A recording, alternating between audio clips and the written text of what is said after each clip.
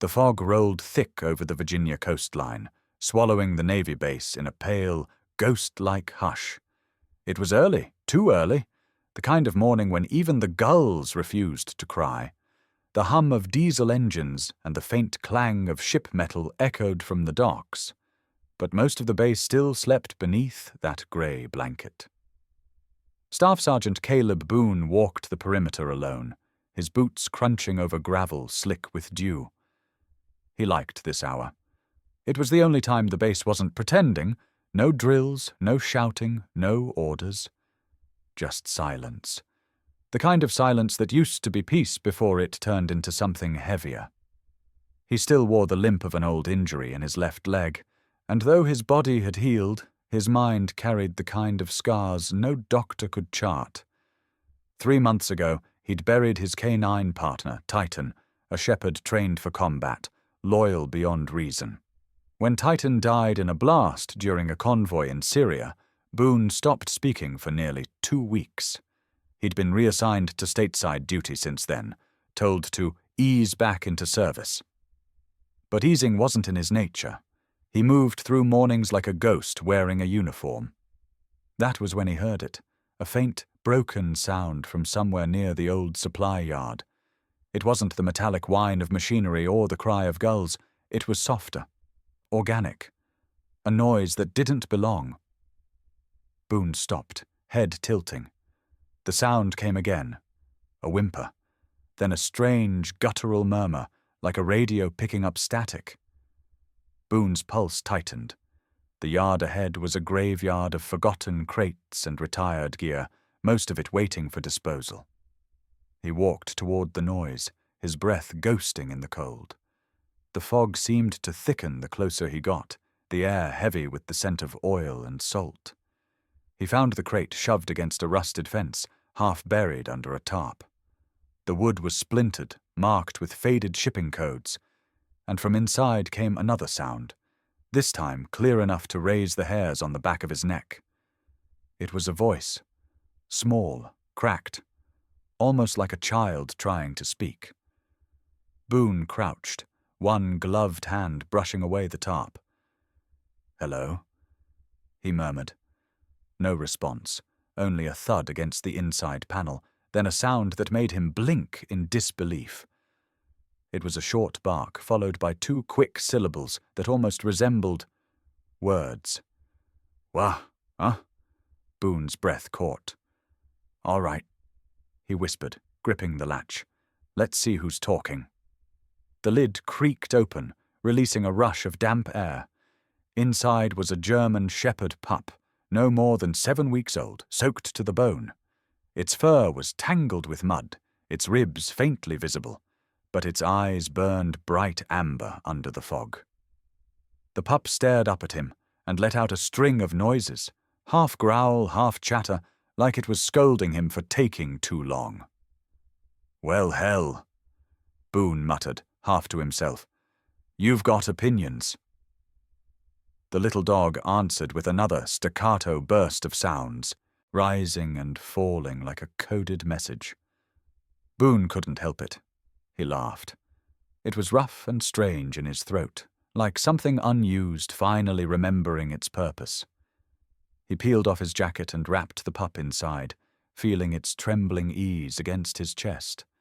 The small body radiated warmth and defiance. "Easy there, kid," he said softly. "You're safe now." A spotlight cut through the fog behind him. "Sergeant Boone?" A voice called. It was Lieutenant Nick Larson, the night officer, his breath visible in the chill. "Everything all right?" Boone turned slightly. "Found a survivor." Larson stepped closer, eyebrows lifting when he saw the bundle move. "Is that a dog?" "Looks that way. Where'd it come from?" Boone looked at the crate, then back at the pup. "Your guess is as good as mine. Crate's unmarked." The puppy wriggled, poked its muzzle from under Boone's jacket, and let out a low, rolling hum that made both men freeze. Larson blinked. "Did it just—" "Yeah," Boone interrupted quietly. "It did." The lieutenant grinned, half amused, half unsettled. Guess it's got something to say. Boone glanced down at the pup. Yeah, and it won't shut up. They brought it to the medic station. Dr. Ariana Keller, the base's veterinarian and medical officer, was already up tending to a minor training injury when Boone arrived. Her dark hair was tied back, and fatigue shadows lined her eyes. But she moved with precision. She examined the puppy, running careful fingers over its spine and ribs. Healthy heart, dehydrated, probably dumped during transport, she said, frowning. But listen. Radar, as Boone had started calling him, had begun talking again. Low, rolling noises that swelled and fell like a melody. It wasn't random. The tones were deliberate, almost rhythmic. Dr. Keller tilted her head. That's not normal vocalizing. Boone leaned against the table. You're telling me. The pup barked twice, followed by a sound suspiciously like a human grunt. Dr. Keller laughed softly, shaking her head. You sure this isn't one of those AI dogs they're testing at Quantico? Feels pretty real to me, Boone said, stroking the pup's damp fur. Radar pressed closer, letting out a soft hum like a sigh of relief. For a moment the room went still. The steady rhythm of the heartbeat monitor filled the silence. Boone looked down at the tiny life in his arms, at the way its ears twitched, its chest rising with stubborn will, and felt something shift inside him. Guess you're stuck with me, little guy, he murmured. Radar tilted his head, then made a short, deliberate noise. Rada, it almost sounded like. Dr. Keller's eyes widened. Did he just say his name? Boone stared at the dog, the faintest smile curling on his lips. Nah, he said softly, though part of him wasn't sure. He's just talking back. Outside, the fog began to lift, revealing the first trace of dawn bleeding over the Atlantic.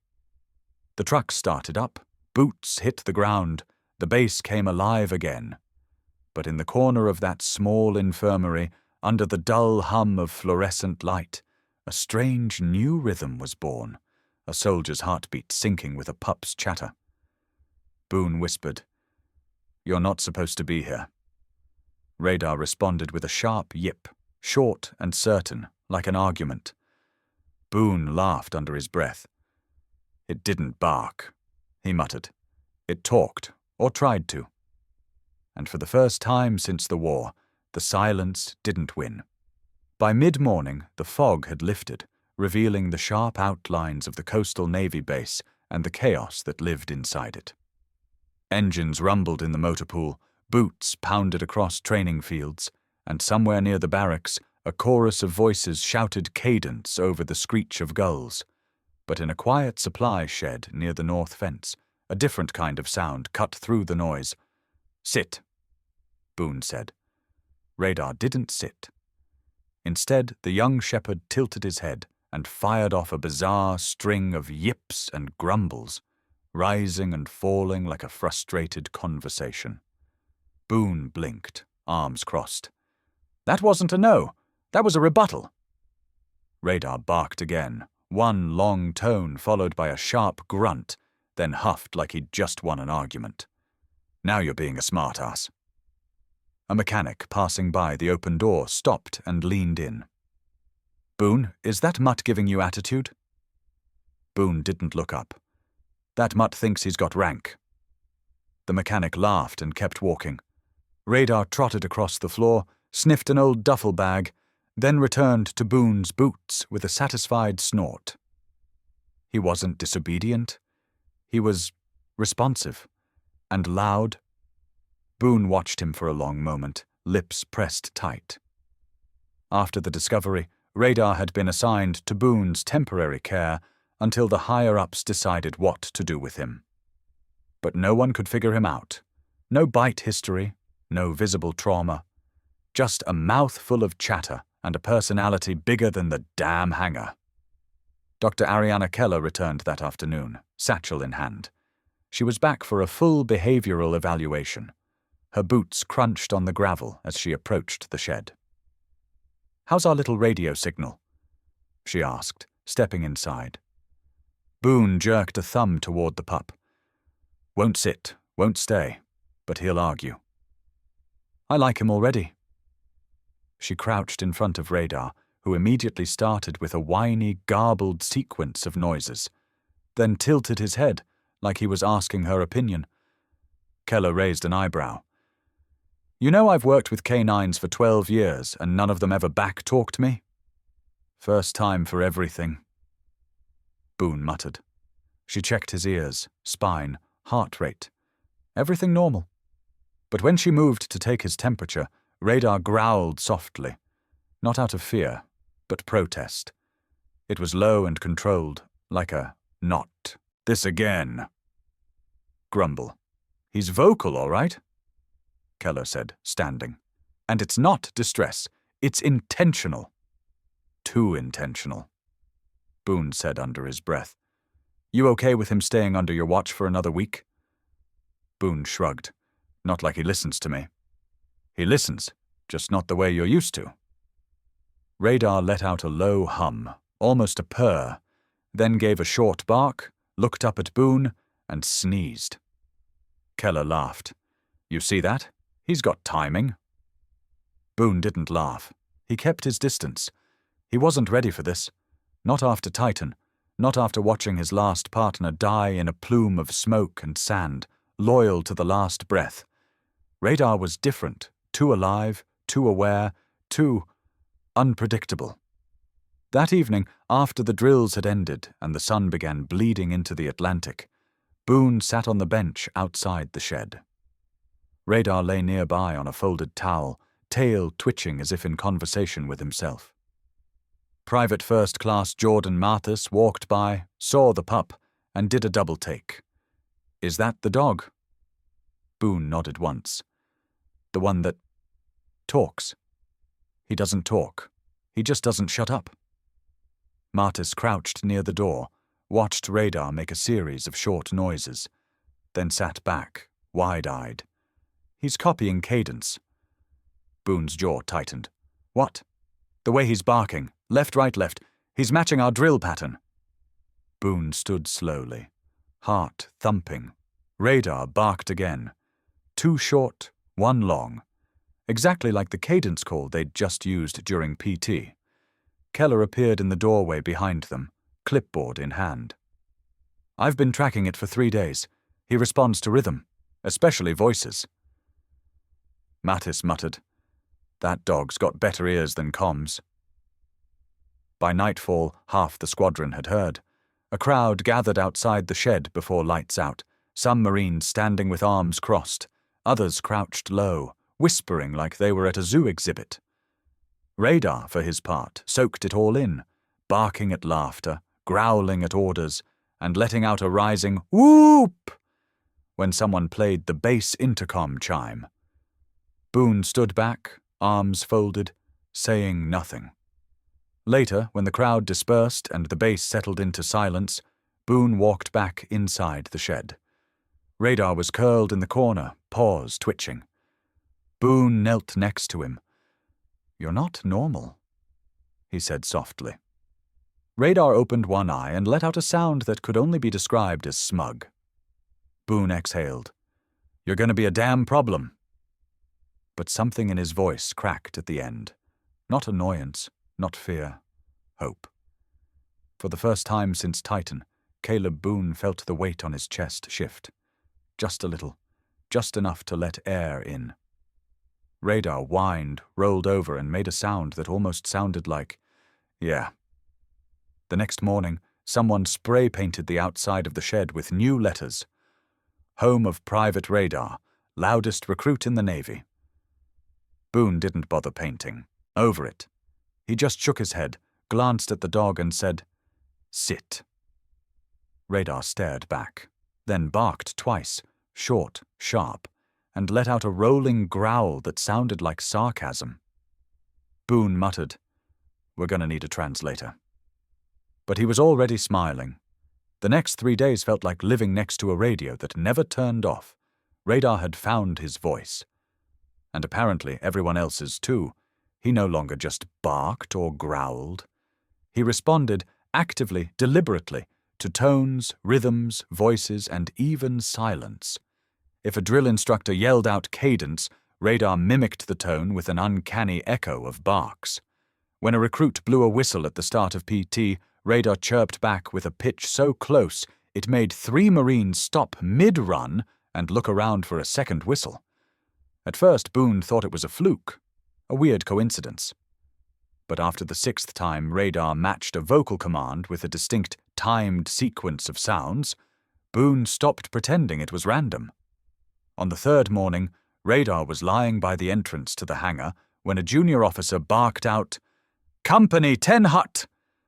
Radar launched upright and let out a sharp bark, then another, the last trailing off into a tone that mimicked the cadence exactly.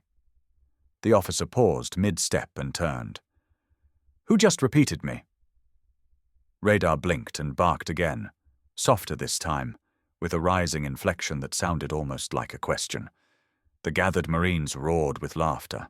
Word spread like wildfire. By lunchtime, a dozen servicemen had visited the shed just to try talking to the chatty mutt. Some gave him orders. Others just told jokes, waiting to see if Radar would respond. He didn't always. But when he did, it was like listening to some forgotten satellite dish trying to tune into emotion. He barked at confidence. He hummed at laughter. He growled at arguments. One man swore Radar barked "no" when someone lit a cigarette too close. Boone watched it all unfold from the edge of the crowd, arms folded tight. He didn't speak much, but the muscle near his mouth had begun to twitch more often. No one saw him smile, yet, but the silence that had wrapped itself around him since Titan's death was starting to loosen. That afternoon, the technical maintenance chief, Hank Morales, showed up at the shed. Hank was in his late 40s, built like a stack of toolboxes, with forearms scarred from decades of working with generators and avionics. He was skeptical by default, amused by chaos, and always wore the same oil-streaked ball cap that read, "Don't touch my tools." He stepped inside the shed while Radar was vocalizing at Boone for being 5 minutes late with lunch. "You got a dog?" Hank said, arms crossed. "Or a malfunctioning AI?" Boone didn't turn. "Both." Hank dropped a small digital recorder on the bench. "Mind if I test something?" "Be my guest."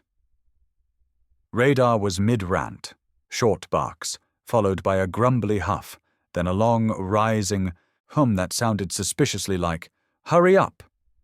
Hank clicked the recorder on. He let it run for a minute, then played it back. Radar, hearing his own voice, cocked his head and barked once. Flat, deliberate, like punctuation. Hank's eyes narrowed. "Do that again." He played another clip, this time a different sequence from earlier. 2 yips, 1 grunt, a sneeze. When the recording reached the sneeze, Radar let out a matching sneeze bark and sat up straighter. Boone raised an eyebrow. "He knows it's him?" "No." Hank muttered, flipping open his laptop. "He knows it's sound. Familiar sound. Give me a minute." The next 30 minutes were a blur of cables, headphones, and increasingly weird playback loops. By the time Hank stood again, holding his notebook like it had just betrayed him, Boone had to ask, "What?" Hank scratched his head. "Okay, look. I recorded 15 sequences of his sounds, lined them up, and ran them through software I usually use to analyze faulty feedback in sonar pings." Boone just stared. "Don't worry about the tech." Hank added, "What matters is this. His vocalizations are showing consistent timing, repetition, patterned syllables. The tonal ranges vary based on who's speaking, what's said, and the emotional tone." Boone blinked. "Are you saying he's not just barking, he's responding, reactively, and possibly intentionally?" Boone turned to Radar, who was currently chewing the corner of a mop in complete defiance of science. "He mimicked a whistle. That's not new, but he adjusted pitch the second time. That's learning." He's just loud. Boone offered weakly. Hank grinned. Loud and language adjacent. Don't start a rumor. You're too late, Hank said, tapping his phone. This morning's clip has over 70,000 views. Boone froze. You recorded that? I recorded everything. Hank replied, eyes gleaming. Boone opened his mouth to protest, but stopped. Radar had just barked once, then let out a strange, warbling whine that sounded like someone laughing under their breath. Great, Boone muttered. Now he's mocking me. Dr. Keller arrived not long after with a new med kit and a tray of treats. She'd been following the base chatter all day, watching the trending threads spike under hashtags like Navy Dog Talks Back and Radar Says No. She crouched beside Radar, offering him a small biscuit. Do you know you're famous? She asked softly. Radar barked once, then twice, then gave a low, rising hum that made her laugh. Boone shook his head. He didn't bark for food, he said under his breath. What? Keller asked. Boone's eyes lingered on the dog, still young, still half wild, but full of voice. He barked for attention, Boone said, and he got it. That night, Boone sat alone on the edge of his bunk, writing in the notebook he never admitted to keeping. He paused halfway, threw the page, tapping the pen against the margin. Outside the window, the wind shifted through the trees like a whisper. In the next room, Radar muttered something low and musical in his sleep. Boone smiled, a real smile, and kept writing. By week's end, Radar had become the unofficial mascot of the base, not because he could sit, stay, or follow orders, but because he refused to do any of it quietly. Marines passed around stories like legends. He barked back at sergeants. He mimicked cadence with scary precision. He even let out a near-perfect imitation of the intercom tone that signaled end of day. And yet, there was something stranger underneath the noise. Something more human. Dr. Ariana Keller noticed it first. She'd been observing Radar during feeding, walks, drills, meticulously documenting his patterns. At first it looked like harmless mimicry. But after 5 straight days of detailed logs, something emerged. It started with a corporal named Fields. He sat alone on the barrack steps after receiving news his deployment had been delayed indefinitely. His eyes were red, shoulders heavy with frustration. Radar padded over quietly and didn't bark or play. Instead, he sat beside him and released a low, long hum that faded into a sigh. Fields didn't speak. He just reached down and laid a hand on Radar's back. Keller had watched it all from a distance. She didn't interfere. But that sound, she recorded it. Later, a different moment. Lieutenant Vargas, mid-drill, was yelling out sharp, aggressive commands, standard training cadence. Radar, instead of ignoring the chaos, began barking in rhythm. Perfect rhythm. 2 short, 1 long. Then a growl, almost percussive. Marines stopped mid-step. One swore Radar was beatboxing.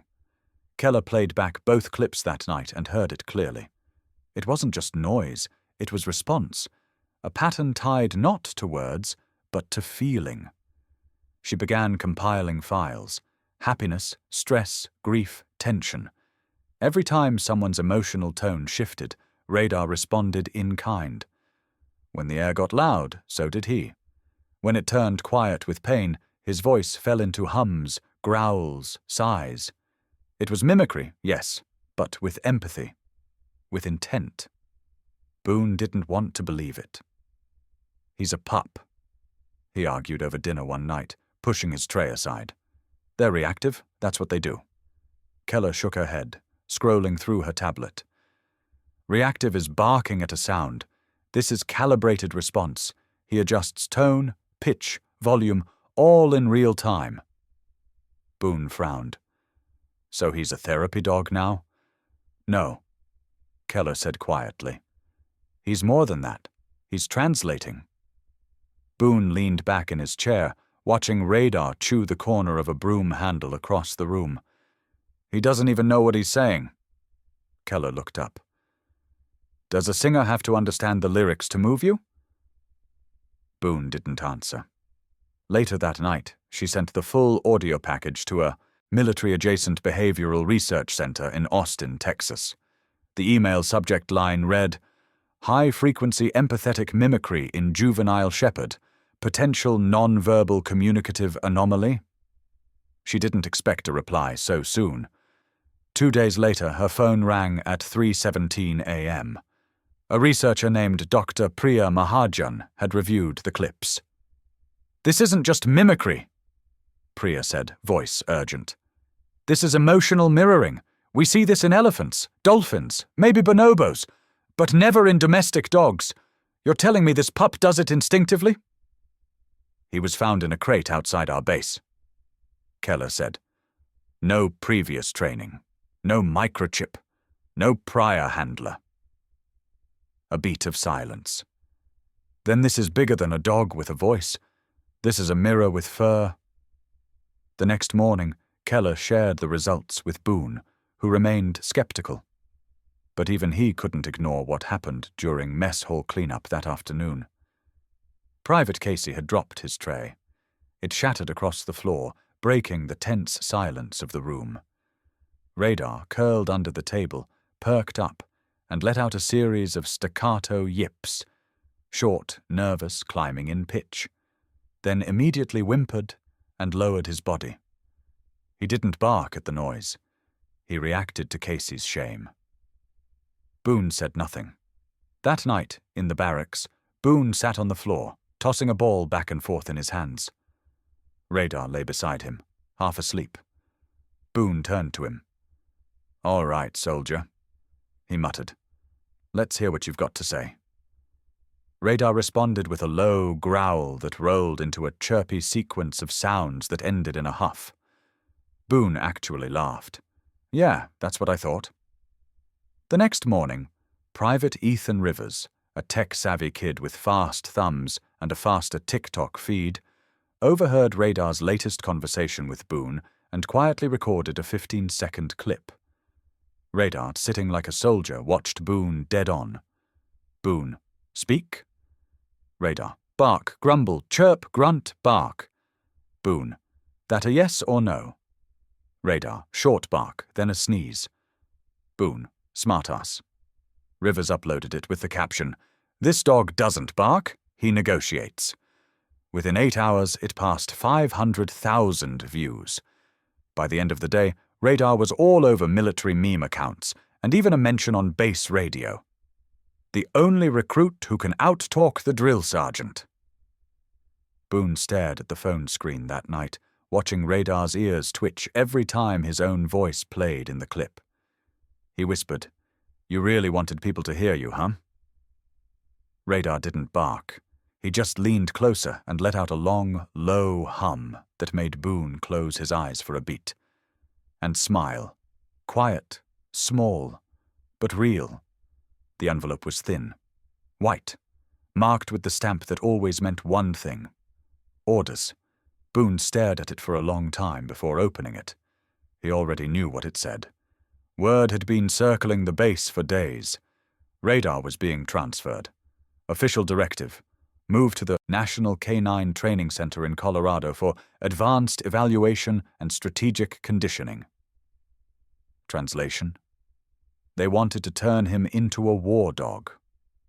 Boone folded the letter with steady fingers and placed it on his desk, next to a half-filled mug of black coffee and Radar's chew toy, now frayed at the corners.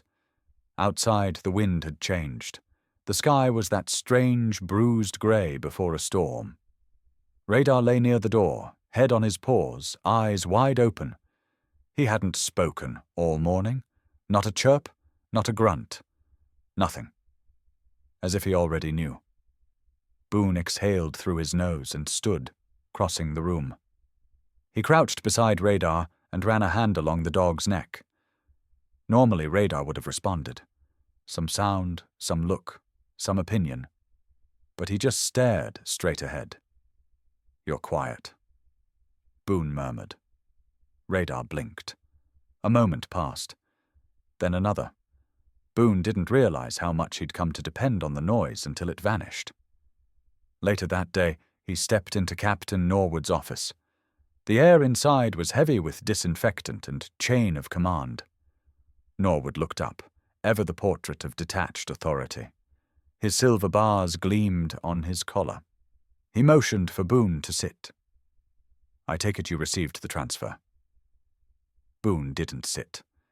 "I'm requesting reconsideration." Norwood clasped his hands. "Denied." "With respect, sir, that dog isn't built for the kind of work the center does." "Exactly, which is why we want to assess what he is built for." Boone kept his voice level. "He's not a weapon." "No," Norwood replied. "But he might be a tool. For morale. For psychological operations. For something. Command wants data." Boone's jaw tightened. "He's not a study. He's a voice." "He's a military asset, Sergeant." There it was, the phrase that stripped everything away. Military asset. Boone didn't reply. He simply nodded once, tight and sharp, and walked out. That evening the wind picked up. Radar still hadn't spoken.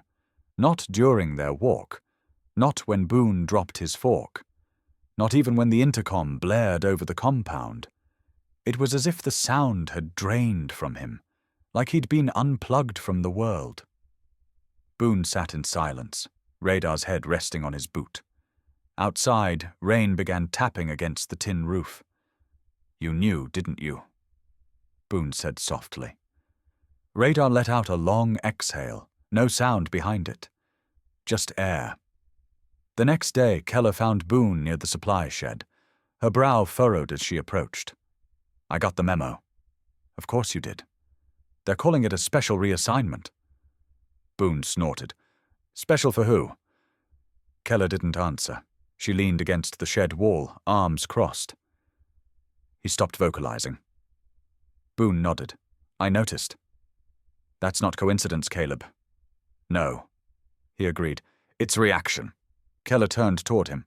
"Dogs don't go silent for no reason. This is behavioral shutdown, like grief."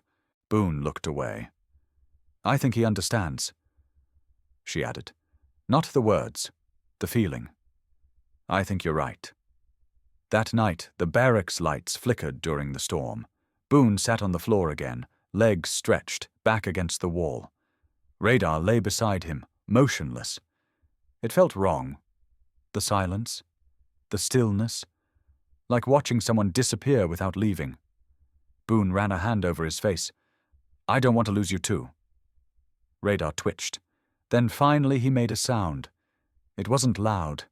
A soft, cracked hum. Low and trembling. It broke halfway through, like something stuck in his throat. Boone's chest ached at the sound of it.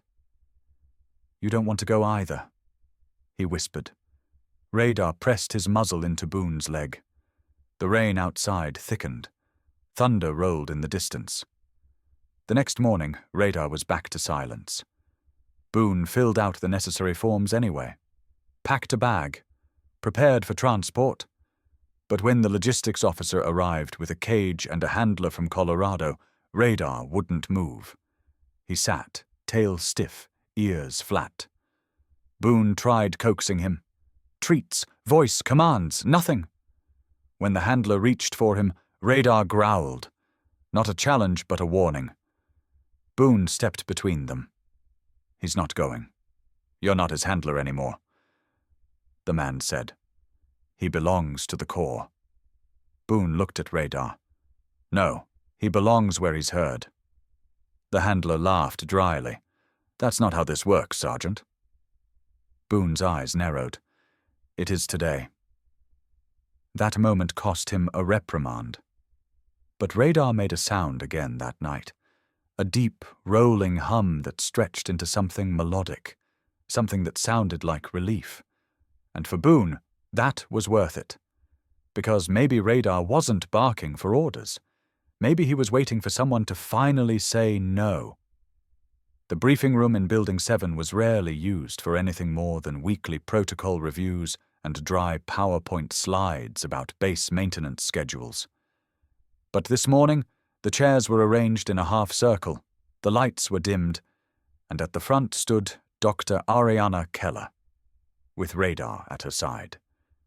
Captain Norwood, Lieutenant Vargas, the base psychologist, 2 command-level officers from HQ, and a civilian behavioral specialist from Quantico were all in attendance. Most looked skeptical. Some looked annoyed. Boone sat in the back, arms crossed, silent as always. Radar sat at attention next to Keller, ears up, tail still, eyes scanning the room like he was waiting for the floor to open and swallow someone whole. Keller began with numbers. Always start with numbers. Over the past 4 weeks, she said, pointing to a screen behind her, we've recorded 412 distinct vocal sequences from Radar. Of those, 331 corresponded with identifiable emotional stimuli, grief, anxiety, command tone, laughter, even sarcasm. The psychologist leaned forward. You're saying the dog senses sarcasm? I'm saying he reflects what we don't realize we're putting into the room. She tapped her tablet. The screen shifted to a chart, a pulsing line of vocalization patterns aligned with biometric readings taken from nearby personnel. These spikes in vocal activity match changes in heart rate, blood pressure, even pupil dilation. When people feel, he speaks, and when the room goes numb.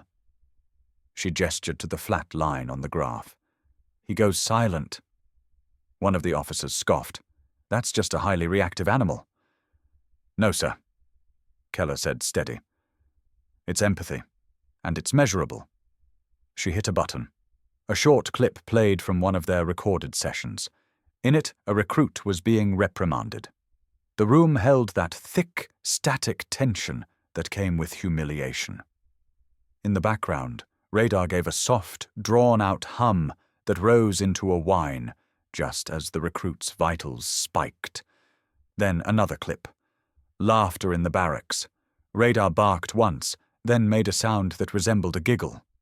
Muffled chuckles rippled through the room, but Keller didn't smile. She paused the screen. And then, 3 nights ago. Her voice shifted.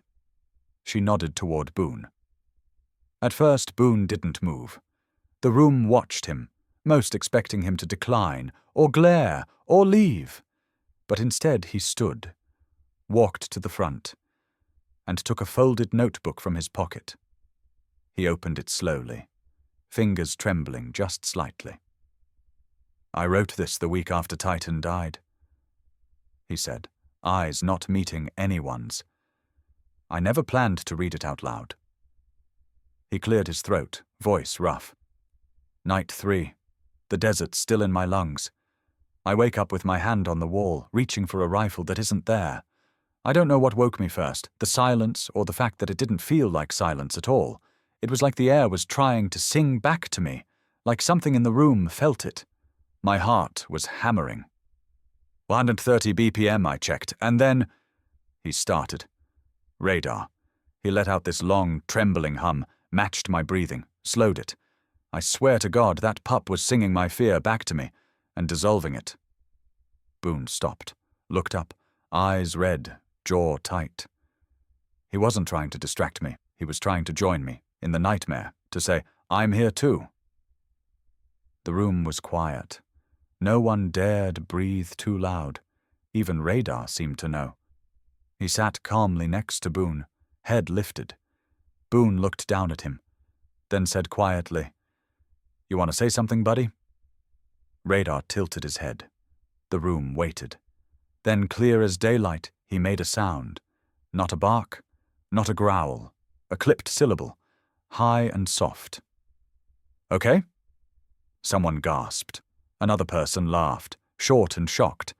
Then the emotion in the room shifted like a wave rolling over itself. Because that word, whether by mimicry or miracle, landed like a heartbeat across the silence. Boone dropped his eyes, shaking his head. Captain Norwood muttered, half to himself, What the hell did we just witness? Dr. Keller answered, her voice quiet. Empathy, on 4 legs. Radar wagged his tail once. Someone in the room wiped their eyes. Boone crouched and pressed a hand to the side of Radar's face. You felt all that, huh? Radar gave a low hum, and everyone in the room, soldier, scientist, officer, cynic, sat in stunned silence. Not because a dog had spoken, but because somehow they'd all understood what he meant. The envelope was cream-colored. No military markings, no return address except a hand-scrawled line at the bottom. Briggs Farm, Willamette Valley, Oregon. Boone found it in his mailbox 3 days after the presentation. No one had said much since the word okay came out of Radar's mouth like a gift none of them had earned. Command didn't know what to do. The research team had requested more testing. The Marines wanted more recordings. Everyone wanted something from Radar. Boone just wanted to protect him. He opened the letter in his quarters. The handwriting was careful, old-school cursive, the kind that came from ink pens and a lifetime of patience. Dear Sergeant Boone, I don't know if this letter will reach you, but I saw the video. My neighbor's grandson showed it to me on his phone. It was the first time I'd laughed out loud in months. My name is Helen Briggs. I live alone now, on a small farm just outside Salem, Oregon. My husband, Thomas, served in the Marine Corps. He died 30 years ago in a training accident. Watching your dog, Radar, you called him, brought something back I thought I'd lost. Tom had a way of making the room feel less heavy. He didn't talk much, but when he did, it mattered. Your dog reminds me of that. Not because he speaks, but because he listens. If Radar ever needs a home where he can just be heard, not studied or displayed, I'd be honored to give him that. I've already made a wooden sign for the gate. It says, Radar's Porch. No pressure, just love. Sincerely, Helen Briggs Boone read the letter 3 times, the first time in silence, the second time out loud, with Radar curled up near his feet. The third time, with his hand on the pup's back, he let the weight of the words settle in. That night, he sat outside the barracks on a folding chair, staring at the moonlit path beyond the fencing. Radar sat beside him, unusually quiet. She's never met you, Boone said softly, but she already made a sign. Radar didn't speak, just leaned in, warm and steady against Boone's leg. I should say no, Boone continued. Fight for you to stay, but that wouldn't be for you, would it? A short huff. Boone smiled sadly. Didn't think so. He made the call the next morning. By the time the word spread across base, it felt like a funeral was being planned, but with music and snacks. Radar's farewell was scheduled for Friday afternoon, just before drills. Marines from every division showed up, some in uniform, some in hoodies and ball caps. Some brought toys. Others brought dog, biscuits shaped like bones that said, Hoorah. Someone pinned a badge on Radar's collar. Most talkative recruit. Captain Norwood even spoke, briefly. This dog reminded us all why silence isn't strength if it comes from fear. Keller stood back and watched, eyes glassy. Boone crouched beside Radar in the center of the courtyard. You ready to go meet her? He asked. Radar gave a low rumble, then a rising chirp. Boone turned to the group. That's either a yes or a request for chicken. Laughter broke the tension, but then Boone's voice softened. I didn't expect to find anything left in me worth saving, he said. But this dog, this damn loud, opinionated, stubborn mutt, made sure I remembered who I was, and who I still had the chance to be. Radar barked once, loud, then again, shorter, like a goodbye. One of the mechanics called out, You better write, Radar. Radar sneezed in reply. They all lost it. Tears and laughter collided into one big, messy salute. Boone opened the passenger door of the waiting truck. Radar hopped in like he'd done it 100 times, tail high, chest proud. Before Boone shut the door, Radar let out one last hum, a soft, melodic thing that drifted into the wind like a song that didn't need an ending. Boone rested his hand on the doorframe. "I'll miss the noise," he whispered. Radar tilted his head. Then, like a joke shared only between them, he barked once and said it again. "Okay." And the door closed. Behind the truck, a dozen Marines stood in formation, not because they had to, but because they needed to. Radar passed by like a soldier off duty. One hand rose, then another, then another. Not one of them said goodbye, because somehow goodbye didn't fit. 1 year later, the sign still stood at the edge of the gravel road, weathered by rain and sun, but hand-painted letters still proud. Radar Hill. What used to be a quiet corner of the Willamette Valley, a modest patch of Oregon farmland with old cedar trees and gently sloping meadows, had become something else entirely. It had become a sanctuary. Helen Briggs, now 71, stood on the porch each morning with a cup of black coffee and a flannel shawl pulled around her shoulders. Below her, in the wide fields dotted with picnic benches and tire swings, children ran between fruit trees and hay bales, laughing loud enough to be heard across the pasture. Radar ran with them. He wasn't a pup anymore. He'd filled out, his coat deeper in color, his stride confident. But the spark in his amber eyes hadn't dimmed a bit, especially when the kids laughed. That's when his ears perked and his mouth opened in those strange, delighted hums and yips, like he was harmonizing with joy. They called him Professor Radar. Not because he barked orders, but because he listened better than any human ever had. Veterans came too, men and women with shadows behind their eyes and slow, cautious gaits. They'd sit under the elm tree near the edge of the hill, some silent, some sharing stories only someone like Radar could fully hear. And Radar listened. One former medic, now in his 60s, told Helen, "I don't talk to therapists, but I talk to him." Helen would smile. "He has that effect." It hadn't started as a plan. Helen hadn't meant to build a place for healing. But when Radar came into her life, something shifted. She began hosting grief support picnics. Then came the Veterans Garden Project. Then a group of foster kids from the city came for a weekend visit and never wanted to leave. So she gave it a name, Radar Hill.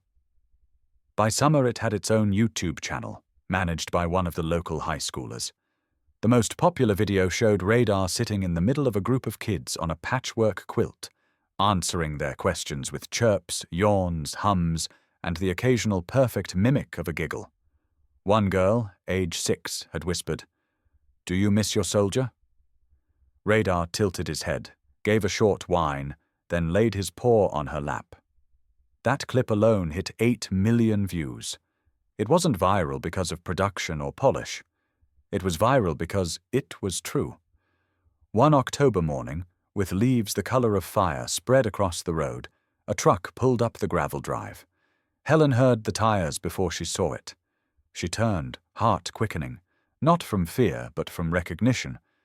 She knew that sound. Caleb Boone stepped out slowly, wearing civilian boots and a plain olive jacket. His hair was shorter than she remembered, but his face had softened in ways war hadn't managed to erase. Radar was across the pasture, chasing wind through the leaves. He froze, ears up, tail stiff. Then he bolted, across the grass, through the fence slats, straight toward the man who had once pulled him out of a crate and called him something more than a dog. Boone crouched. Radar didn't bark. He let out a rising hum that broke into a laugh sound so familiar it knocked the breath out of Boone. Boone buried his face in Radar's neck. "You still talk too much," he whispered. Radar let out a huff that sounded suspiciously like a chuckle. Helen stepped out onto the porch, watching the reunion with misty eyes. Boone looked up. "You built a miracle, Mom?" "No," she said softly. He did. Later that afternoon, Boone sat with Radar under the big oak near the top of the hill. A group of children ran by, chasing a kite with a broken tail. One boy paused, waved at Radar, then called out, "Hey, Radar said yes again." Boone raised an eyebrow. Helen, seated nearby, explained, "He's got a new trick. Every time the kids ask if he loves them, he gives that weird little yeah bark, every single time." Boone laughed. A deep, real one.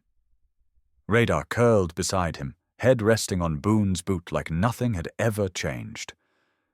Boone reached down, scratching gently behind his ear. "You remember me." Radar didn't speak. He just pressed, closer. And that was enough. The night thunder returned to the valley. Radar was already awake. The wind hadn't yet stirred the tall grass. The clouds were still holding their breath. But Radar, now greying around the muzzle, his once dark saddle faded to a noble silver, lifted his head and let out a low, rolling hum that echoed under the rafters of Helen's porch like a memory surfacing. He didn't bark. He never had. Not when it mattered. Helen stepped outside in her slippers, blanket over her shoulders. She didn't say anything, just sat beside him on the wooden swing. Radar leaned against her leg, humming again, this time softer, almost like a lullaby offered not to the storm, but to the memory of one. She reached for her phone and opened the app. Radar's voice, the one with his face on the logo, mouth open mid-huff, eyes lit like he was always on the edge of saying something important. The app wasn't just a tribute, it was a movement. Over the past 6 months, it had been downloaded more than 2 million times by veterans, therapists, grief counselors, and families who'd once believed their silence was theirs to carry alone. Each user received a small, government-funded biometric device, no larger than a deck of cards, that monitored heart rate, tension, and vocal expression. When the device detected spikes in anxiety, stress, or emotional suppression, it recorded a small message, sometimes a laugh, sometimes a whisper, sometimes just the sound of breathing. They called them echo files. Boone had helped name the program. Dr. Ariana Keller had helped build it. She now stood on stages across the world, Geneva, Boston, Tokyo, Santiago, introducing the concept not as therapy, but as reconnection. Emotional response, she told them, was language. Radar hadn't just talked, he'd reflected. "We don't need perfect words to heal," she said once to a room of hardened NATO psychologists. "We just need someone to hum when the thunder comes." The room had gone still. Radar wasn't there, of course. Travel wasn't good for him anymore. He had hip stiffness, slower mornings, and sometimes forgot the names of certain treats. But he still mumbled whenever Helen read bedtime stories to the children. And every single 4th of July, when the first round of fireworks went off over the Oregon Valley, Radar would sit up and sing, not out of fear, but memory. A low sound, deep and calming, that reminded Helen of thunder inside a church. Boone still visited. Twice a year without fail. He'd sit beside Radar under the elm tree and tell him about new recruits, new stories, and how nothing, no training video, no motivational speech, ever quieted a room faster than the phrase, "Radar said okay." The phrase had become cultural shorthand for a moment of unexpected emotional truth. It was printed on T-shirts, whispered in support groups, stitched into patches on jackets. One combat medic had it tattooed in his own handwriting across his forearm. Radar said okay. Keller had once asked Boone how he felt about the phrase going viral. Boone smiled. "You know how people say dogs speak with their eyes? Radar did it with his throat, his tone, his timing, his gut. You can't train that. You just honor it." The Department of Veterans Affairs had awarded Radar the first ever non-human ambassador for emotional intelligence medal. Helen hung it over the fireplace, beside a photo of Radar with a 5-year-old girl lying across his back in the middle of a wildflower field. Underneath the frame, she'd carved a phrase. He barked for the heart. It caught on. News outlets picked it up. Documentaries were filmed. Late-night hosts made jokes about Radar being the only therapist who worked without insurance. But the best moment, the one Helen never forgot, came one rainy afternoon when a box arrived at her doorstep. Inside were 50 handmade cards, crayoned drawings, and scrawled notes from kids in foster homes across the country. Most had drawn Radar with a smile. Some wrote, "Thank you," in shaky letters. One simply wrote, "When I cry now, I play his sound, and it makes my chest feel warm." Radar sniffed the box, gave a soft grunt, and laid down beside it. Helen sat with him until the rain stopped. "You're not just a voice anymore, old boy," she whispered. "You're a song people carry." Radar didn't answer in words, but he hummed, and the wind in the trees listened. The sky over Radar Hill was soft that morning, pale blue streaked with the gold of early autumn. The air smelled of pine and dry leaves. A small school bus creaked to a stop near the pasture gate. Its doors opened with a hiss, and a dozen fifth-graders tumbled out, laughing, wide-eyed, jackets half-zipped, excitement already buzzing louder than the wind. Helen stood waiting with her clipboard, her long silver braid tucked beneath a wide-brimmed hat. "Stay together, please. Respect the animals, and the animals will respect you." The children didn't need much convincing. They'd seen the videos. They knew this wasn't just any farm. This was Radar Hill, the place where the dog talked back. Boone sat on a bench beneath the oak tree, his cane leaning against one knee. His beard was whiter now, and the creases around his eyes ran deeper, but the quiet strength still lived in his posture. Radar lay at his feet, grey-muzzled, eyes half shut in the kind of peace earned only through years of service no one could measure. The children approached slowly, a little more reverently now. One boy, small and freckled, knelt near the bench. He looked from Radar to Boone, then back again. "Is that the dog from the story?" he asked, voice barely more than a whisper. Boone looked down. Radar's eyes opened, and for a second, just a flicker, they weren't old. They were amber, alive. "Yes," Boone said, smiling. "That's him." The boy didn't move.